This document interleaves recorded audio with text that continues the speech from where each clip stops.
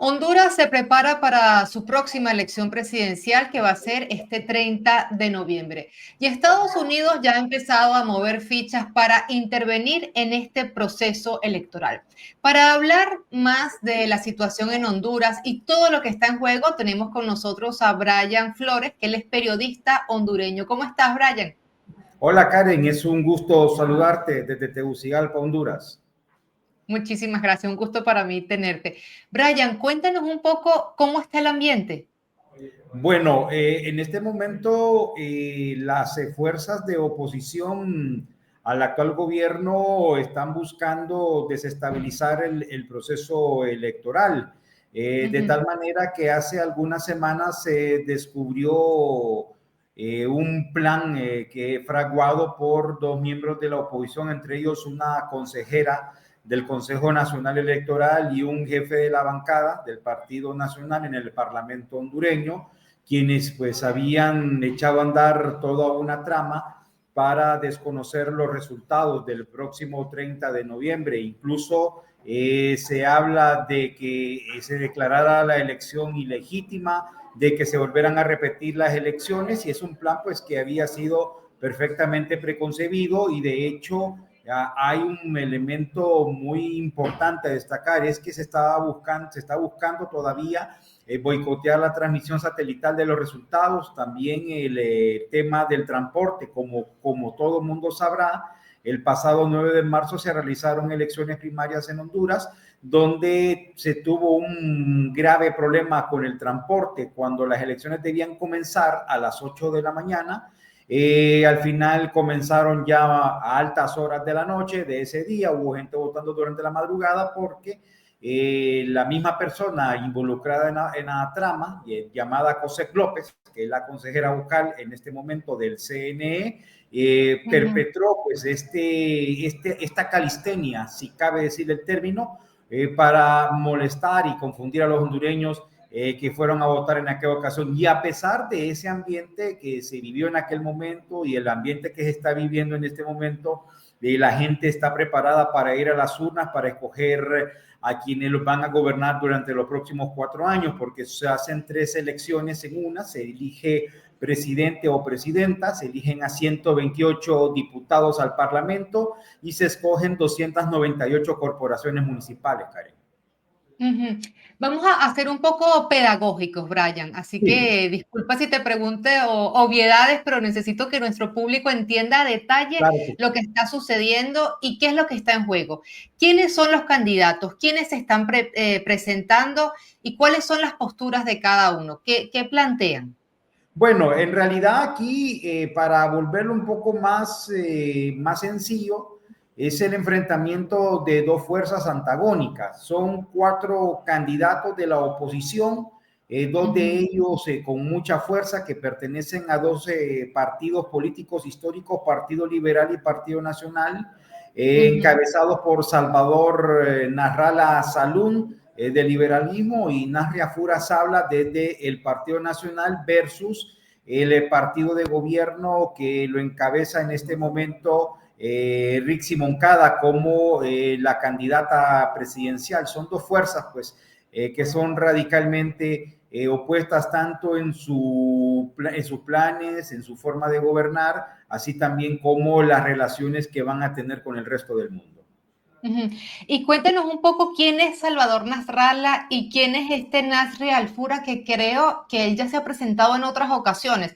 También cuéntanos, Rixi Moncada, qué es lo que plantea y por qué ha generado tanta visceralidad por parte de Estados Unidos y de esos legisladores republicanos de Florida. Bueno, Salvador Narrala Salún es un popular presentador de televisión. Él trabaja para el grupo Televicentro, que es el principal conglomerado de medios de comunicación del país. Y también Televicentro tiene bajo administración negocios de comidas rápidas, vinculado también a la banca, vinculado a las telecomunicaciones, y también vinculado pues a otros negocios, por ejemplo, como venta de repuestos. El holding Televicentro, Emisoras Unidas, para el cual trabaja Narrala, es uno de los más influyentes en el país, y de hecho En la actual coyuntura es el principal portaaviones mediático de la clase dominante o de esta élite o de la oligarquía financiera de la zona central de Honduras. Él es Salvador Narrala. Él se ha presentado, esta sería su cuarta vez que aspira a ser presidente. En 2013 se presentó como candidato presidencial por el Partido Anticorrupción. En aquel momento obtuvo alrededor de 418,000 votos. Hacia 2017 entabló una alianza con la entonces candidata presidencial, ahora mandataria, Xiomara Castro, para hacerle frente al régimen de Juan Orlando Hernández. Luego en 2021 volvió a presentarse Nasrallah Salum a las elecciones generales, pero al no tener la preferencia en las encuestas, optó a último momento por irse en alianza con Libertad y Refundación, del cual salió electo como designado presidencial, y luego de pelearse con la mandataria, con la coordinación general del partido y con la militancia de Libertad y Refundación, se fue a uno de los partidos a los cuales históricamente criticó, que es el Partido Liberal, por el cual hoy es el candidato presidencial, y que en este momento, de acuerdo a encuestas privadas, está en el segundo o tercer lugar de la intención de voto. En el caso de Narria Fura es una persona que traicionó al movimiento libre, pues, ¿no? Al proyecto de Xiomara y del expresidente Zelaya, ¿no? Exactamente. Narrala tuvo fuertes desavenencias tanto en 2017 como en el actual gobierno de la presidenta Castro, porque él quería pues que se le permitiera gobernar por 2 años, cuando la actual constitución de 1982 impide ese tipo de cogobierno. La función del designado depende única y exclusivamente de las órdenes que le pueda dar, en este caso, la presidenta Xiomara Castro, y producto de ello entró pues en fuertes controversias y ha mantenido una campaña de violencia política contra la presidenta Castro y también contra la presidencial Rixi Moncada, con frases misóginas, con campañas brutales de odio, tanto hacia la presidenta Castro como hacia la candidata presidencial Rixi Moncada. Incluso les ha pedido, incluso los ha amenazado con mandarlos a prisión. Y cuéntanos un poco cuál es el otro candidato, el del Partido Nacional. ¿Quién es? ¿De dónde viene? Y recuerdo su nombre durante el golpe de Estado de 2009, o corrígeme si no es así. Bueno, Narria Fura tiene le inició en política partidaria en la década de 2000. Él, para las elecciones primarias de 2005, se presentó como candidato a la alcaldía de Tegucigalpa, la capital del país, pero perdió en aquella elección contra Ricardo Álvarez, quien posteriormente se convirtió en alcalde, luego designado presidencial durante el régimen de Juan Orlando Hernández.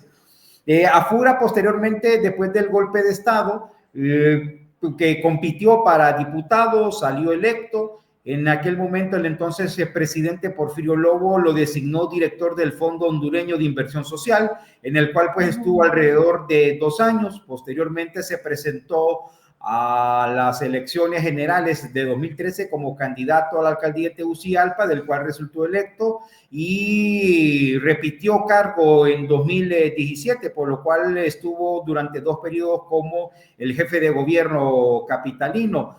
Luego de eso se presentó para las elecciones primarias de marzo de 2021 como el candidato presidencial de un movimiento que aquí en Honduras se le denominó el Movimiento Sin Cabeza, aunque todos sabíamos de fondo que era jefeado por Juan Orlando Hernández. Luego de ganar la elección con el apoyo explícito de Hernández, pasó a las elecciones generales, en el cual resultó perdedor ante la actual presidenta Xiomara Castro, con una diferencia abismal de 650,000 votos. A Narria Fura, pues en esta ocasión se está presentando por segunda vez como aspirante, pero hay que señalar que sobre Narria Fura penden algunas investigaciones desde la Unidad Fiscal Especializada contra Redes de Corrupción del Ministerio Público, quien los indica de presunto lavado de dinero mientras fungió el cargo como edil de Tegucigalpa. También a él se le achaca de haber influido en diputados en aquel momento del oficialismo representado por el Partido Nacional, por el cual obtuvo pues jugosos contratos de recolección de basura tanto en Tegucigalpa como en San Pedro Sula, contratos que le han dejado multimillonarias cantidades de dinero. De hecho, la Constitución y también el Código de Ética del Servidor Público a él lo inhabilitan porque él no puede tener, no puede ser alto funcionario del Estado teniendo negocios con el mismo Estado, por lo cual con Ajura Sabla él se ha convertido, han habido investigaciones que incluso a él se le dicen que es el rey de la basura. Con Nasri Afura él tiene el mote de papi a la orden, entonces también se le conoce por ese apodo. Incluso pues él sí tiene popularidad en el segmento del Partido Nacional, pero lastimosamente las encuestas lo colocan en un lejano tercer lugar. Hay otros sondeos que incluso lo ponen como el principal competidor de la candidata Rixi Moncada. Ahora cuéntenos un poco y cuéntenme una cosa, él apoyó el golpe de Estado del año 2009, ¿no? Es que recuerdo cuando hice la cobertura de escuchar mucho su nombre, de la gente señalarlo, denunciarlo. Es así, él apoyó el golpe, ¿no? Sí, él apoyó el golpe. Todo el Partido Nacional apoyó el golpe de Estado de 2009. Nasri Afura en aquel momento aspiraba a ser diputado por el nacionalismo y también pues junto a otro grupo de parlamentarios como Antonio Rivera Callejas, como Tomás Zambrano, como Rodolfo Irías Navas, como Celín Disco Elvir. Estos dos últimos fueron sindicados hace un par de años a una trama corrupta que derivó pues en el desvío de multimillonarias cantidades de dinero. Todo este grupo participaron activamente en el golpe de Estado, tanto en el apoyo a las Fuerzas Armadas dirigidas en aquel momento por el general genocida y prófugo de la justicia, Romeo Vázquez Velázquez. Y hay recordar que en el Partido Nacional hacia 2010 que tuvo una supermayoría en el Congreso de 71 diputados, entre ellos estuvo Nasri Afura. Entonces todo este grupo pues sí, en efecto, toleró, participó y aupó a las fuerzas de seguridad y defensa para la represión y asesinato de miembros de la oposición en aquel momento aglutinados en la resistencia popular. Sí, lo recuerdo. Cuéntenos un poco ahora sobre Rixi Moncada. ¿Cuál es el planteamiento de ella? ¿Qué recepción ha tenido en la población hondureña? Bueno, Rixi Moncada es la principal candidata presidencial de Libertad y Refundación. Ella, si hacemos una comparación entre los votos obtenidos por las tres principales fuerzas políticas, el pasado 9 de marzo, Rixi Moncada superó la barrera de los 700,000 votos en comparación a Nasrallah Salum y Afura Sabla del Partido Liberal y Partido Nacional respectivamente. La principal propuesta que está llevando Rixi Moncada en este momento está orientado a la democratización de la economía. ¿Qué significa la democratización de la economía? Significa abrir el capital financiero para que las personas de escasos recursos o personas que viven en extrema pobreza puedan acceder a créditos en el sistema financiero nacional, actualmente controlado por las denominadas 10 familias, que son 25 grupos económicos, entre los cuales se encuentran Grupo Financiero Ficosa, se encuentra Grupo Atlántida, se encuentra Grupo Financiero del País, que ahora pertenece al Banco Industrial de Guatemala, entre otras familias adineradas. Lo que se está buscando también dentro de este proceso de democratización de la economía, Karen, es la eliminación del buró de crédito que le conocemos en Honduras como central de riesgos, quienes califican si la persona es accesible o, bueno, si es elegible o no es elegible para acceder a un crédito bancario o un crédito de una casa comercial. Entonces, el gran problema que en este momento se tiene en el país es que una buena parte de las personas que quieren realizar o emprender negocios les resulta imposible porque están dentro del buró de crédito, y estar dentro del buró de crédito significa que no puede tener acceso a créditos financieros, a créditos del sistema cooperativo, incluso a créditos de casas comerciales, medida que ha sido vista con buenos ojos por la población hondureña. De hecho, anoche tuvimos acceso a unas encuestas privadas en las cuales alrededor del 65% de las personas encuestadas consideraron que están de acuerdo con la eliminación de la central de riesgo, porque esto les permitiría tener acceso a financiamiento, y también se propone dentro de este paquete la reducción de la tasa de interés, porque los intereses en Honduras son de usura. Los créditos acá para acceder, por ejemplo, a un vehículo, a una vivienda, andan entre el 14 y el 65%, tasas que son extremadamente altas para una persona que muchas veces no llega ni siquiera a ganar un salario mínimo, que en Honduras andan aproximadamente $550-600. No, además que es muy interesante, Brian, porque la élite siempre ha propuesto, siempre ha dicho que todo lo que uno se gana en la vida es por méritos, y bueno, ya está bien, es correcto. Lo que pasa es que ellos sí tienen acceso a créditos que les permite poco a poco ir superándose en la vida. Pero si tú discriminas a la mayoría de la población y se quedan ellos un poco, una reducida parte de la población con esos créditos, bueno, pues la mayoría siempre estará condenada a la pobreza, mientras que unos pocos se llevan todo el dinero de los demás y después dicen que lo de ellos ha sido meritorio, ¿no? Así que, bueno, es una propuesta bastante interesante. Y cuéntame una cosa. Sí. Y en los temas ¿qué otros temas han generado así interés en la población hondureña? Bueno, hay que destacar algunos elementos que están influyendo enormemente en la psiquis del votante. Por ejemplo, en el gobierno de la presidenta Xiomara Castro, en este momento se está avanzando con la construcción de 8 hospitales. Hay que recordar que en Honduras el último hospital público de carácter nacional que se construyó fue hacia 1978, el Hospital Escuela. Este es el principal hospital de referencia nacional. Hay otros hospitales de referencia nacional como el Hospital San Felipe, que está especializado en enfermedades oncológicas, y también está el Hospital Nacional Mario Catarino Rivas, que opera en San Pedro Sula, en la región norte de Honduras. El problema es que estos 3 hospitales estuvieron colapsados alrededor de 40 años, y ahora con la construcción de 8 hospitales ubicados, por ejemplo, uno está ubicado en Nuevo Apotepeque, que es fronterizo con Guatemala y El Salvador. Hay otro hospital que en este momento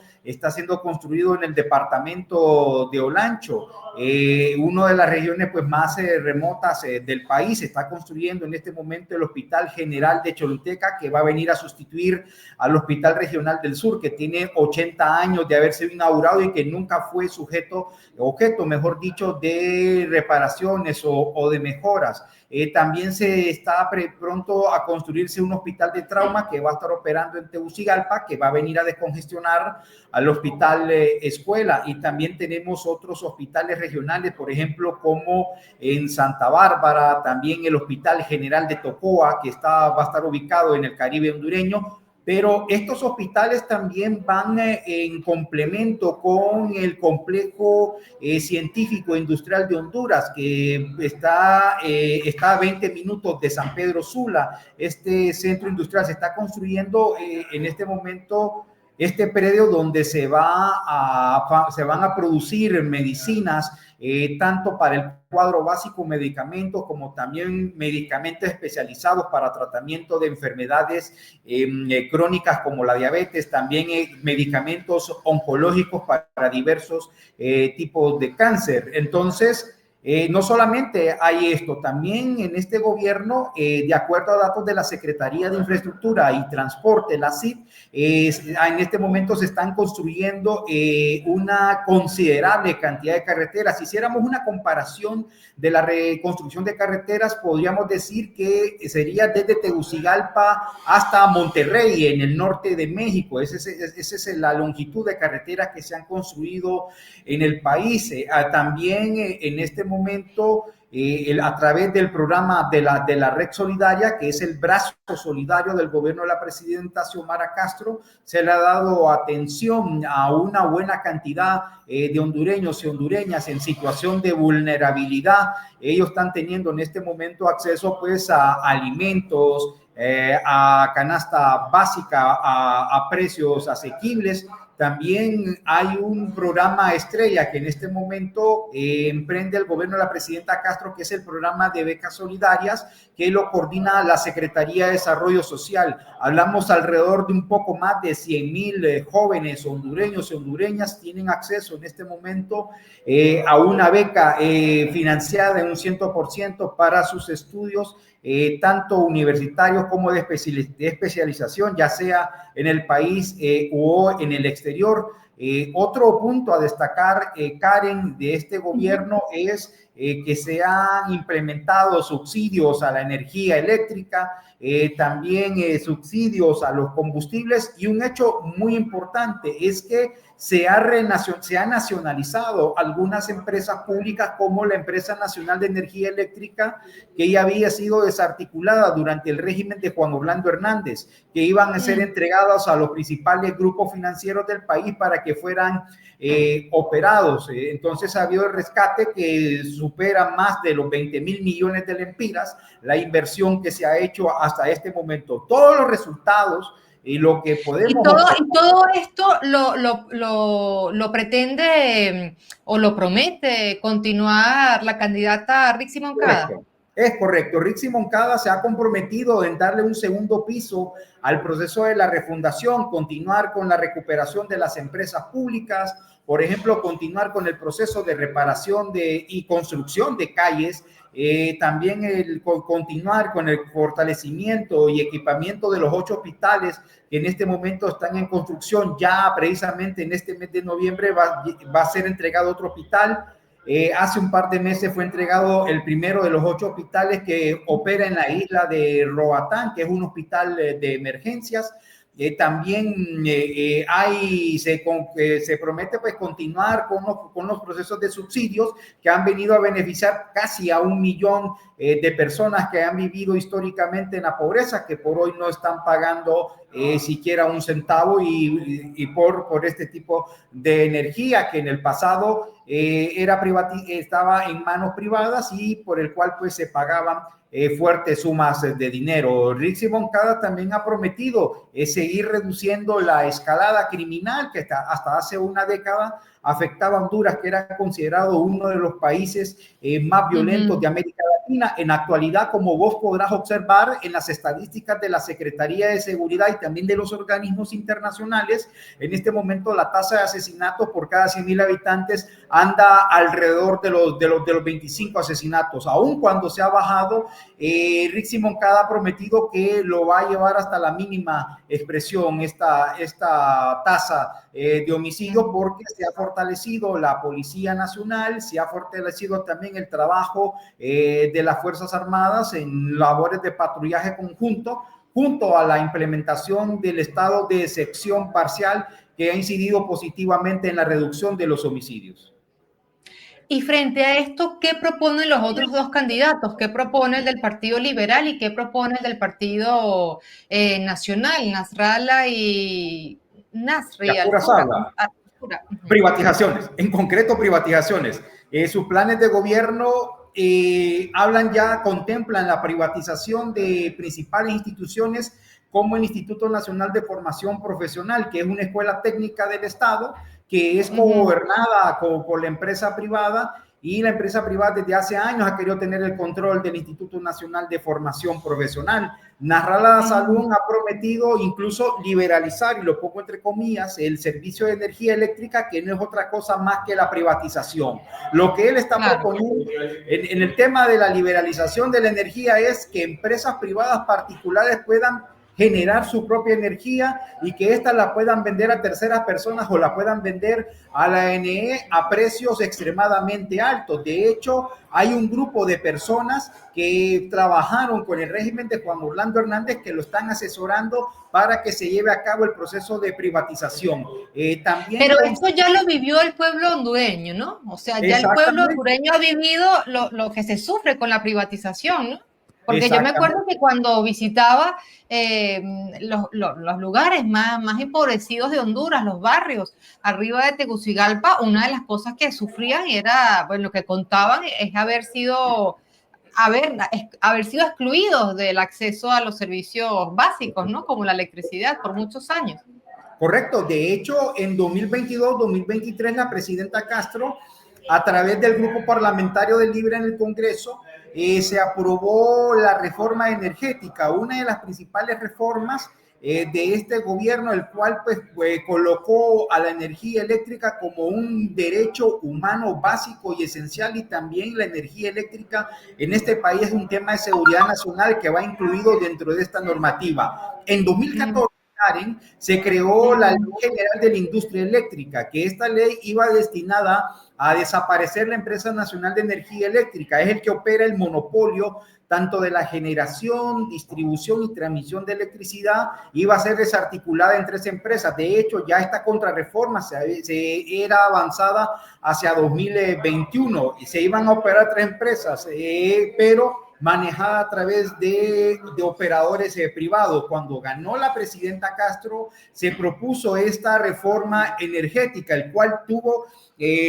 como era de esperarse, fuertes opositores, y estos opositores provenían precisamente de la cúpula empresarial, aglutinada en el Consejo Hondureño de la Empresa Privada, y es el mismo Consejo Hondureño de la Empresa Privada que está apoyando a los candidatos del bipartidismo para que se retome el proceso de privatizaciones, con Nasrallah Salum, que es el candidato de extrema derecha, quien ha radicalizado su discurso durante estos últimos meses. Incluso está trabajando con operadores de las ilegales sedes, las zonas de empleo y desarrollo económico, o esas regiones especiales que fueron creadas durante el gobierno del presidente Porfirio Lobo, y que los cuales pues luego de que el Poder Judicial los declarara inconstitucionales, el entonces jefe del régimen, Juan Orlando Hernández, promovió en el Congreso las zonas especiales de desarrollo y empleo, por lo cual hasta el año pasado fueron declaradas inconstitucionales por la nueva Corte Suprema. Pero Nasrallah está operando con candidatos a diputados del Partido Liberal,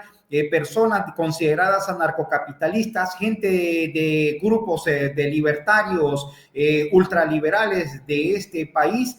Están aspirando nuevamente a retomar el tema de las sedes. Un hecho a destacar de que la empresa próspera de capital estadounidense que opera desde Roatán está cooptando a candidatos a diputados y diputadas del bipartidismo tradicional para que ellos puedan retomar esta agenda en un eventual congreso de mayoría bipartidista. En el caso de Afura Sabla, pues simple y sencillamente no ha ofrecido nada, ha mantenido un discurso vacío, pero en el fondo, con Afura Sabla y Nasrallah Salum, lo que proponen ambos son simple y sencillamente retomar el proceso de las privatizaciones de las empresas públicas, las privatizaciones de las cuencas de agua, las privatizaciones de los bosques, para entregárselos tanto al capital local como al capital transnacional, que también ha entrado a través del gobierno estadounidense a volverse un gran elector en esta campaña de 2025. Brian, hay un actor, un tercer actor que no tiene nada que ver con Honduras, pero que ha ejercido una fuerte presión y que también ha jugado un papel protagónico en la historia hondureña, como lo es Estados Unidos. Y hace un par de horas el subsecretario de Estado para América Latina, Christopher Londó, dijo que Estados Unidos actuará con rapidez y firmeza ante cualquier perturbación contra el proceso electoral en Honduras. ¿Qué significa esto? ¿Cómo lo interpretan ustedes? ¿Y qué busca Estados Unidos en esta elección? Bueno, en últimas líneas, Estados Unidos está apoyando al bipartidismo tradicional.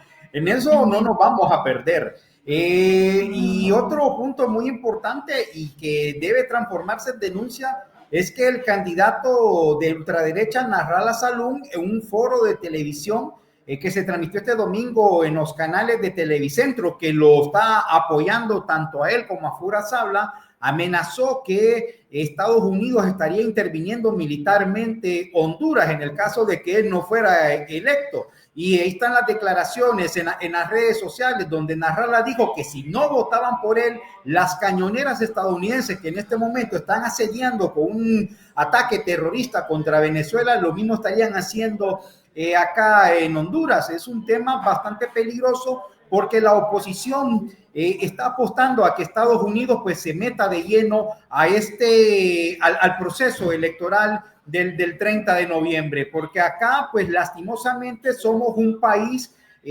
aparte de conservar un país donde hemos tenido un fuerte nexo con Estados Unidos, porque tenemos más de 1 millón de hondureños en Estados Unidos, entonces tanto las élites empresariales, los políticos tradicionales y también pues unos nuevos actores que han aparecido por ahí, están apostando a que Estados Unidos pues se vuelva en elector del proceso general del 30 de noviembre. Si me permitís, Karen, yo hace algunos meses escribí un ensayo en el cual me llama la atención que esto incluso se viene cumpliendo. Por ejemplo, en mi ensayo escribo esto y ya te voy a mandar un enlace para que puedas verlo. Escribo de esta manera: Estados Unidos irá incrementando su acostumbrada injerencia a medida que nos acerquemos a las elecciones generales.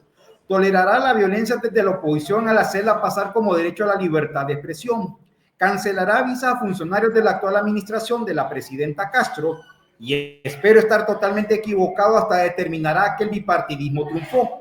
No quiero que se vea como una mera opinión sesgada, sino como un posible escenario tomando como base lo ocurrido en 2017 cuando Heide Fulton llegó al desaparecido Tribunal Supremo Electoral para avalar la victoria ilegal y fraudulenta de Juan Orlando Hernández. Pareciera que Estados Unidos apuesta a que se emule el escenario de 2017 cuando se le dio el triunfo ilegal, inconstitucional del narcotraficante Juan Orlando Hernández. Y esto también coincide precisamente con uno de los audios que hace algunas semanas reveló el fiscal general del estado, Joel Zelaya, en el cual la consejera nacionalista Cosette López le decía a uno de sus interlocutores, que en este caso se puede decir al jefe de la bancada del Partido Nacional, Tomás Zambrano, que ellos esperan durante la tarde-noche del domingo declarar como ganador a Salvador Nasrallah. Es decir, que esos audios que fueron publicados con todo el escenario que nosotros estamos observando, esto fue perversamente premeditado, esto fue calculado. O sea que el plan sería cantar una victoria antes de tiempo, decir que Salvador Nasrallah fue el ganador. Cuando se den los resultados oficiales, si no coinciden con esta postura, cantar fraude. Y ella hablaba ahí también del papel de la Embajada de Estados Unidos y de algunas organizaciones no gubernamentales, ¿no? Exactamente. Bueno, de hecho, Cosette López, ella fue en algún momento dirigente del Partido Nacional, fue funcionaria en la alcaldía de Tegucigalpa, un cuadro de confianza de Juan Orlando Hernández, y ahora pues a través de la bancada nacionalista se la propuso como consejera electoral. Ella fue quien presidió, le tocó dirigir las elecciones generales del pasado 9 de marzo, cuando nos encontramos con ese desastre de pérdida de urnas, apertura de centros de votación hasta altas horas de la madrugada del lunes 10 de marzo. ella ha generado todo un desastre que en este momento pues estamos los hondureños padeciendo las consecuencias. Hay un alto grado de desconfianza hacia José López. De hecho, luego de que se publicaran estos audios, el grupo Televicentro, quienes han recibido línea desde las élites para no atacar ni a Nasrallah Salum ni a Fura Sabla, ahora le están blanqueando la imagen a José López, la están llevando a espacios de opinión, la están llevando a talk shows, entre otros, para pues hacerla ver de que es una heroína de la democracia y que los hondureños deben contar con ella, cuando los audios dicen radical y totalmente lo contrario. Pero por eso la presidenta Xiomara Castro de Zelaya tomó acciones, ¿no? Creo que pidió que la Fuerza Armada se involucrara en la supervisión, ¿no? En el resguardo de las actas electorales. Cuéntenos un poco con más detalle qué fue lo que ordenó la presidenta Xiomara.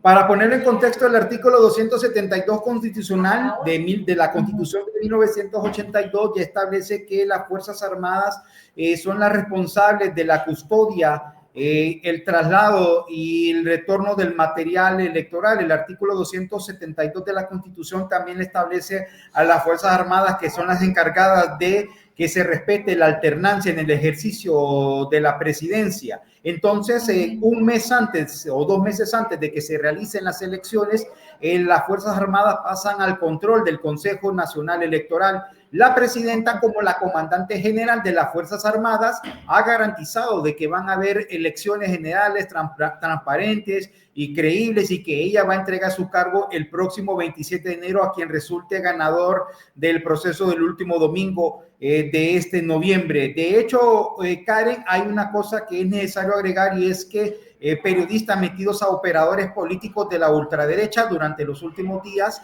han venido con una campaña en la cual le están acusando, bueno, han dicho de que el jefe del Estado Mayor, el general Rubén Hernández, ha padecido de varios infartos, que por lo cual estaría incapacitado para realizar o para dirigir el proceso del traslado o el papel constitucional que le corresponden a las Fuerzas Armadas. Sin embargo, esa versión fue desmentida. Hay en este momento contra las Fuerzas Armadas un ataque sistemático y a gran escala para desacreditar su mandato constitucional de las elecciones generales que siempre se realizan cada último domingo de noviembre durante cada 4 años.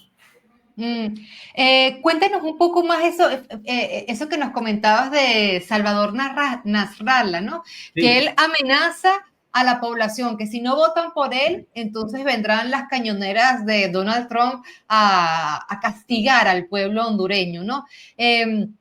Parece que se ha convertido como en una moda, ¿no? Lo mismo hace Vicky Dávila, que es una precandidata presidencial en Colombia, lo mismo hace María Corina Machado en Venezuela, una senadora llamada Lili Telles en México, la familia Bolsonaro también en Brasil, y ahora tú nos comentas esto en Honduras, ¿no? Parece que es un fenómeno de esta gente, ¿no? Que busca en Estados Unidos o en el gobierno de Donald Trump el que castigue a los pueblos que no se sometan a lo que ellos quieren, ¿no? Bueno, hay un poema del argentino Arturo Jaureche que dice: si tan malo es el gringo que nos quiere comprar, pero es mucho más malo el criollo que nos quiere vender. Y eso lo estamos observando precisamente en estos liderazgos de ultraderecha de América Latina, y en Honduras no es la excepción. Y no solamente Salvador Nasrallah, también es Nasria Fura. No solo es Nasria Fura, también es Tomás Zambrano, y no solamente es Tomás Zambrano, es Roberto Contreras, el presidente del Partido Liberal, que en este momento, y todas estas personas tienen un elemento en común, Karen, acá en Honduras, que están siendo investigadas por corrupción, por lavado de dinero, por delitos contra la forma de gobierno. Pero cuando escuchamos eso de Nasrallah, desde luego que debemos de verlo como una amenaza. ¿Y por qué debemos de verlo como una amenaza? Porque no es posible que alguien que vaya en el segundo lugar de las encuestas amenace con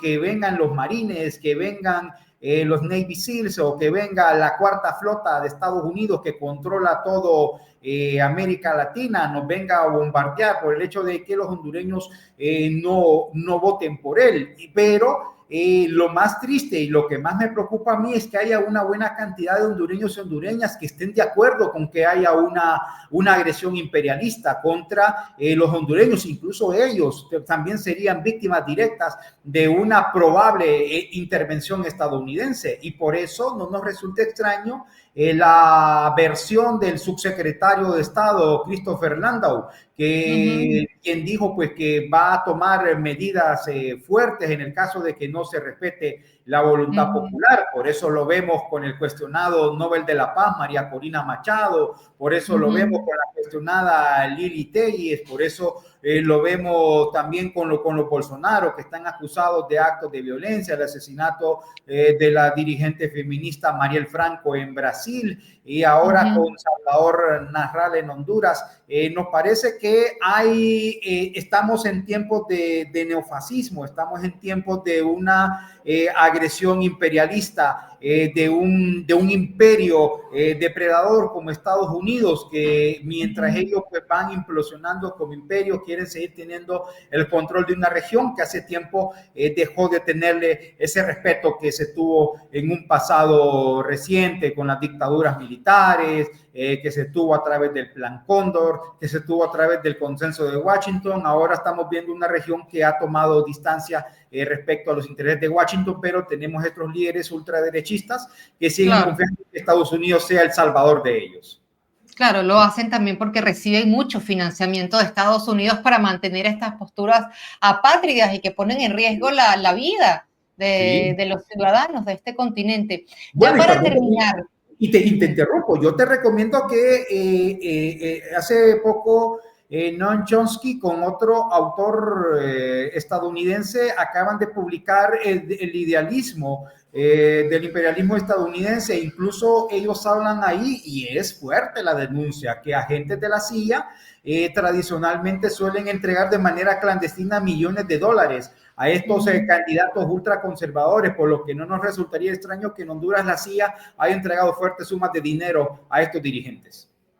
Claro, por eso es que cuando ellos promueven este proyecto para que arrase con nuestros pueblos, para que Estados Unidos retome el control, el dominio de nuestro continente y se quede con el control de todas nuestras riquezas, que al final eso es lo que quieren.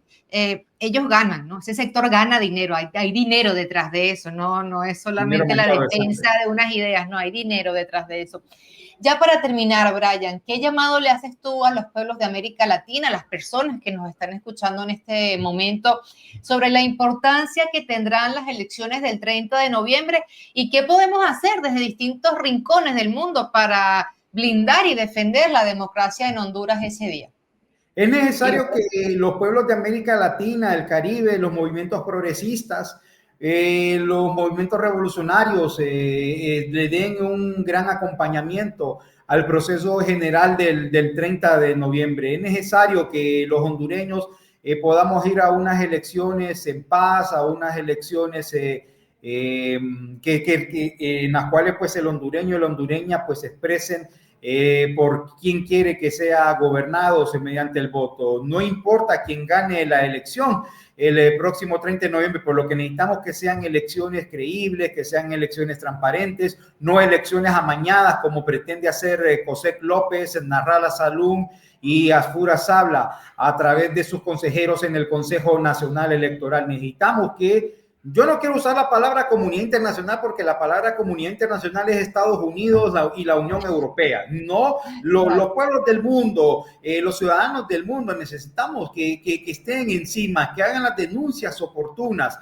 que hagan los señalamientos oportunos, porque estas elecciones de 2025, son muy cruciales. Se va a definir el futuro si se continúa el proceso implementado desde 2022 por la presidenta Castro o si en su defecto retornamos, como el término que he acuñado, un Juan Orlandismo, pero sin Juan Orlando Hernández, como lo explicaba hace poco, de las privatizaciones, y no solo privatizaciones, sino también de la persecución a dirigentes sociales, persecución a periodistas críticos con el bipartidismo tradicional. Nos preocuparía y lamentaríamos mucho que volvieran los asesinatos selectivos, la represión contra el movimiento social, incluso el exilio de hondureños y hondureñas que cuestionen a estos dos candidatos del régimen bipartidista. Entonces, por eso pedimos a los pueblos del mundo que estén al pendiente de lo que pasa en Honduras. La elección de Honduras no es una elección cualquiera, porque también va a definir qué es lo que va a pasar en el futuro con los demás gobiernos de América Latina. Hemos visto un asedio brutal hacia Venezuela, un asedio terrorista, no tiene otra connotación, un asedio también hacia Evo Morales, que en este momento pues tenemos entendido que andan buscando cómo liquidarlo, y también lo que está pasando en el Ecuador con el ex vicepresidente Glass, que es un preso del régimen de Daniel Noboa. Es necesario. Las amenazas también contra el presidente Gustavo Petro, es una situación. Correcto, las amenazas, es correcto, o sea, las amenazas imperialistas, porque detrás de estas operaciones de terrorismo psicológico, detrás de estas operaciones de lawfare que han habido en algunos países como Brasil, como Ecuador, como Colombia, incluso también en Argentina contra la presidenta Cristina Fernández, desde luego que tienen un origen y es Estados Unidos, es el excepcionalismo estadounidense, porque los gringos todavía siguen pensando de que el destino manifiesto, cuando ellos llegaron allá a las costas de Massachusetts hacia 1620, ellos piensan que ellos son los ungidos de Dios, y las cosas no es así. Por eso es necesario. Y América Latina es su patio trasero, les ha costado entender que no es así y pretenden reconquistarla o ir otra vez por el dominio de sus recursos naturales. Bueno, Brian, estaremos muy pendientes con lo que suceda en Honduras desde ahora hasta incluso después de las elecciones, así que muchísimas gracias por todas estas luces que nos permite tener un panorama más concreto y más detallado de lo que está sucediendo. Así que muchísimas gracias, Brian. Estaremos muy pendientes y seguramente volveremos a conversar contigo. Muchas gracias por tu tiempo. Gracias, Karen, por la oportunidad de pues, explicar lo que está pasando en Honduras. Pero sí, repito, es necesario que haya una observación debida de los pueblos del mundo para que haya una elección. Las encuestas apuntan a que Rixi Moncada estaría ganando las elecciones entre 2 y 10 puntos porcentuales. Bueno, estaremos muy atentos. Muchísimas gracias, Brian. Gracias a vos, Karen. Gracias. Gracias.